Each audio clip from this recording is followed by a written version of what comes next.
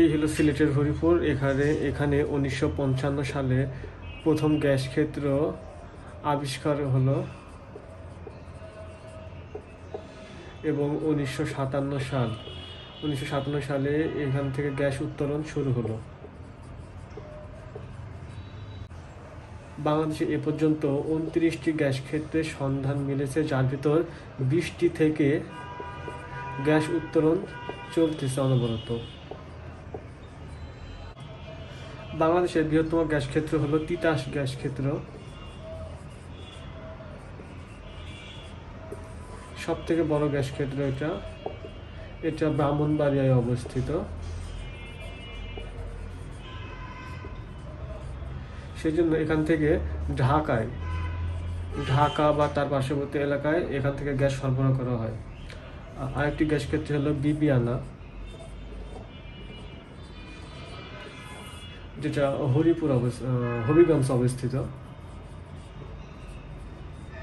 এটা থেকে সর্বাধিক গ্যাস উত্তোলিত হয়।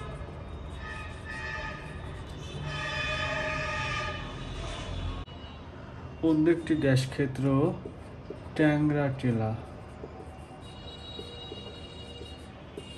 যেটা সুনামগঞ্জ অবস্থিত। এখানে 2005 সালে একটা অগ্নি দুর্ঘটনা ঘটে। সেই সময় গ্যাস উত্তোলন করতেছিল কানাডিয়ান একটা কোম্পানি নাইকো। এমনই আরেকটা অগ্নিকাণ্ড ঘটে মাগুরছড়া গ্যাস ক্ষেত্রে, যেটা মৌলভীবাজারে অবস্থিত। এটাই অগ্নিকাণ্ড ঘটে 1997 সালে এবং এখানে তখন গ্যাস উত্তোলন করতেছিল যুক্তরাষ্ট্রের